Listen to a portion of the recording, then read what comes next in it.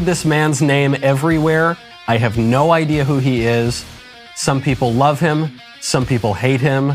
Some people like me have no idea who he is. So the producers have put together the very finest Andrew Tate videos. This is truly a fresh reaction. I've never seen anything this man has done. And they gave me a little bio. So this is what I go in knowing. Andrew Tate, also known as Top G, which is my nickname, by the way. He and I are going to have to fight that out. He's a British-American 35-year-old former kickboxing champion and reality TV show star who is now one of the most controversial and spoken about names on the internet.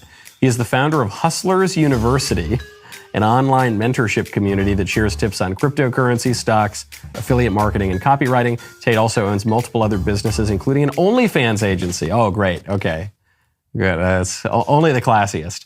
Due to his hot takes and persona, he's been banned on nearly every single social media platform, including Facebook, Instagram, Twitter, and YouTube. Okay. So all I know about this guy is that he is an athlete, a pimp, and too hot for TV. Take it away. People think you're like sexist. Because I say the truth. Which is? Women can't fight. Men are stronger.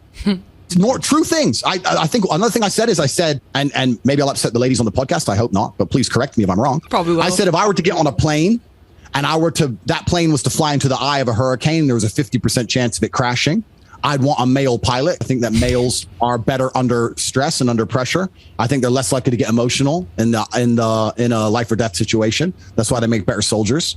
That doesn't mean that doesn't make me misogynist. That doesn't make me sexist. That's just true. Women are better at other things than men. And I'll sit here and say women are better at X. But I will say that men are better at Y. I'm not going to sit and pretend that we're all the same. We're not. Under pressure, when your life is on the line, anyone who's honest would want a male pilot in said situation. You would not want a female pilot. Yeah, I don't see the problem with that. What's the problem with that? He's saying men have, generally speaking, better spatial reasoning, a little cooler under pressure, little less given to emotional passion. That's all true. That's supposed to be a controversial video? I don't find that controversial. All right, next one. I wake up every day excited. I'll go do this today. I'll go do this today. I'll go do this today. And I very much live my life in a frame of, no, I have to do this. It's very much I get to do this. Change your language. I get to go to work today. Imagine you had no job. It'd be worse, right? Because otherwise you wouldn't be working. So you get to go to work. Oh, I have to fix the car. At least you have a car. You get to fix your car. Most people don't got one. Oh, I have to go get the kids. You get to go get the kids because you have these beautiful children who love you.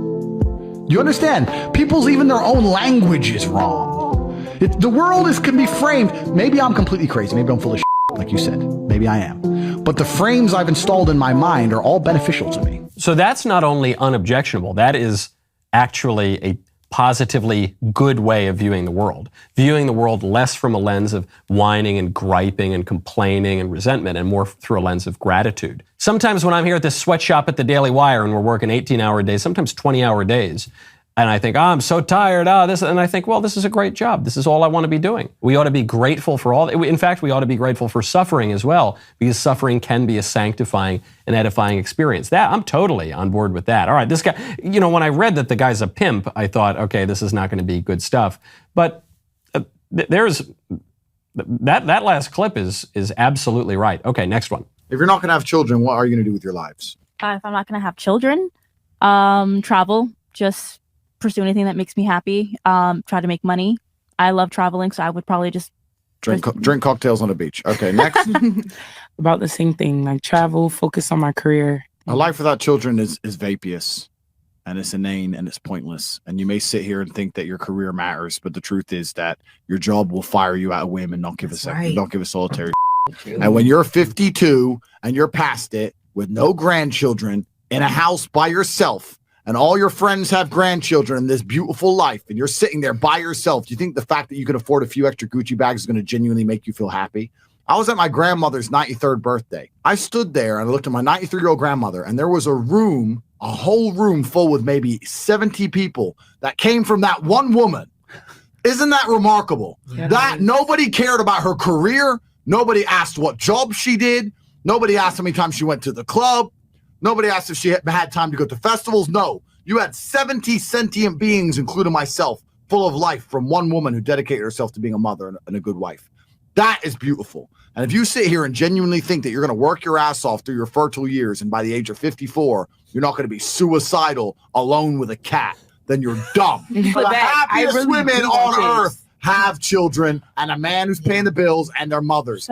He's very close to right, but he's missing something. He's pretty much as right as you can be if you're a kind of atheist, modernist, materialist, capitalist, thisist and thatist. Generally speaking, women who have children are much more fulfilled, and that's certainly going to be more edifying than working at the widget factory for Mr. McGillicuddy so that you can go to brunch a little bit more and buy some more handbags. That's totally true. But what that worldview leaves out is, one, women who can't have kids, infertility, big problem, and it affects a lot of people.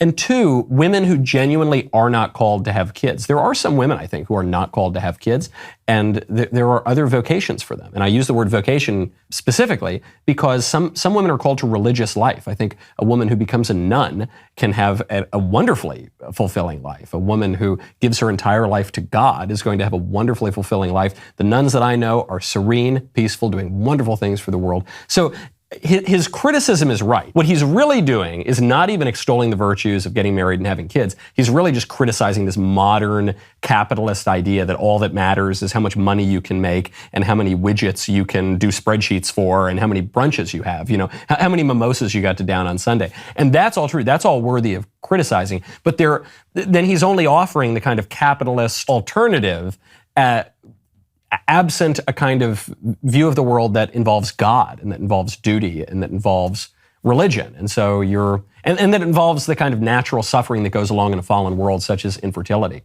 He's close. I just suspect that this guy's view of the world is kind of too narrow, and maybe, I haven't heard him speak about religion, but it seems to be missing the most important element, which is God. Okay, keep going. So now you're going to sit here and you're going to end your own bloodline? All your ancestors were out there surrounded by saber-toothed tigers trying to survive on the streets out there in caveman days just to get to the final end where we have all the medical care and you can live in a nice warm house for your selfish ass to say, no, I don't want kids. I'm too busy in the strip club or going to Mallorca to have a pina colada on the beach. It's absolutely insulting to your entire bloodline. There, you see exactly what I just predicted, which is that it's this kind of just modernist, like quasi-pagan almost, certainly materialist view of the world, where it's not, the reason to have children is not because man is made in the image of God and God tells us to be fruitful and multiply and to pass on that love, the love between a husband for his wife, the love that becomes so real that it's actually personified in a child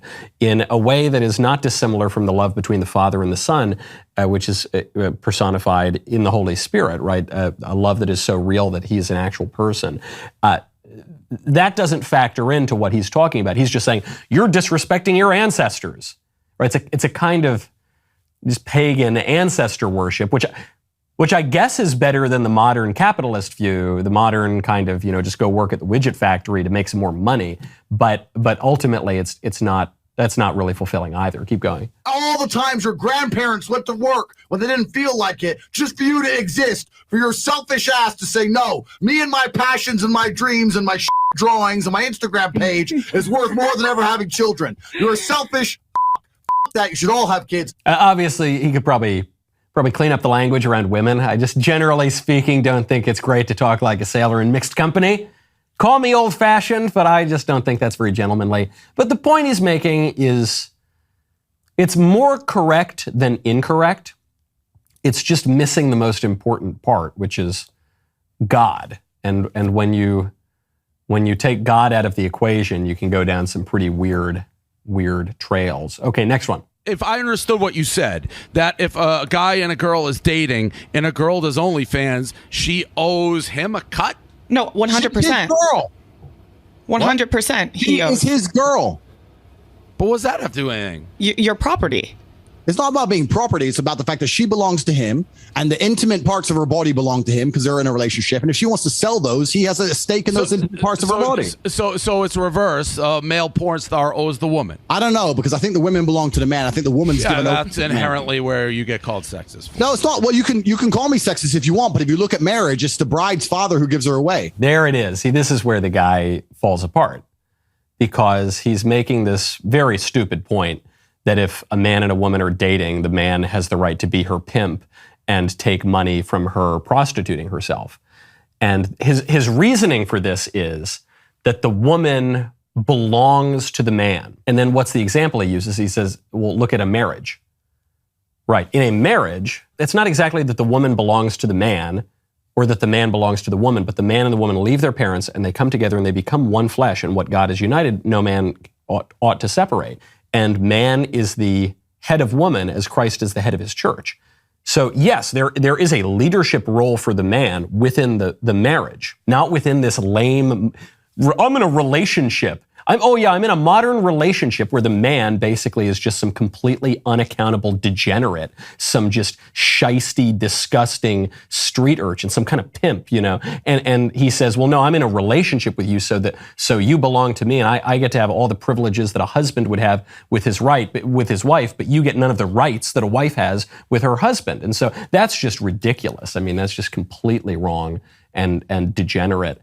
And really, very disgusting. He's the reason it's appealing is because it seems in a way like it's sort of partaking of a more traditional view of marriage, except he's taking the marriage out of it. So you're losing the entire essence of the thing, and that's why it sounds skeezy, which it is. So is slavery. But I got to guess as somebody who's multicultural and everything, that certainly is a tradition that does not apply everywhere. The woman is always given over to the man. Read the Bible, read the Quran, you can go to You're walking down the aisle, no chance. There's like African cultures where they don't do that.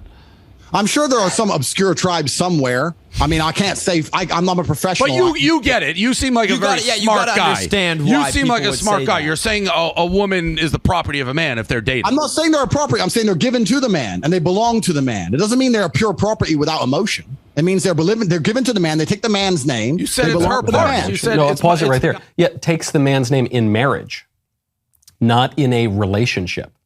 And when you're in a marriage, the love between a husband and a wife is supposed to be true love, a love that is really willing the good of the other person, and especially within a marriage, willing the good of the other person, because the other person is part of your flesh. You join together and become one flesh. Whereas what he's talking about, which is basically a pimp and a hooker, that's not love. That's not someone willing the good of the other. That's someone trying to consume the other, like dessert. That's someone just trying to use the other person. C.S. Lewis describes this in the Screwtape Letters, that the kind of desire that we ought to have for one another as human beings, the kind of desire that we ought to have for our spouse, is one of true love and self-sacrifice. But that's the love that God has for us. God sacrifices himself for us. He loves us so much. He loves us so much that he gives his only begotten Son, that whoever believes in him will not perish but may have everlasting life. The kind of desire that demons have for us is the desire that I have for a cheeseburger at lunchtime. It's a desire just to consume and satiate your own personal appetites and in your lowest kinds of desires. And he's conflating the two, but the two couldn't possibly be more different. You're like, if she's on OnlyFans, the guy owns those parts, so he gets a cut. Well, those parts are intimate, right? That's the whole point of her being his. Yeah, but you didn't do reverse. They're not intimate if you're prostituting your girlfriend out on OnlyFans.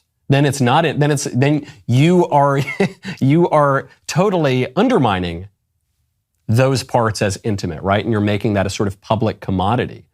And so any claim that you might have, however dubious and ridiculous, you're relinquishing that when you turn someone that you were supposed to love into basically just a cash cow, a kind of slab of meat, so that you can, I don't know, go get a little bit more money. If a male porn star Correct. does it, he doesn't owe the girl a cut. Correct, because he doesn't belong to her. She still belongs to him. Yeah, little incoherent from Mr. Tate, but I'm not surprised because he owns an OnlyFans agency. So he does this, right? He is a pimp and he sells these women and uses them like meat and just as sort of taking a human being and just degrading her into nothing but the material and flesh to prey on addicted men and take money from both of them so that he can, I don't know what, he can just buy more stuff and try to satisfy his own material cravings. It's clear here, unlike in some of the other videos where he's talking about things that he doesn't have a financial stake in, talking about things like, hey, when you wake up in the morning, be grateful. He doesn't lose money or make money on that advice. So he gives advice that's a little bit better. But on this one, he's engaged in a very depraved and exploitative sort of action. And so he's trying to defend it with absolutely incoherent kind of arguments. All right, next.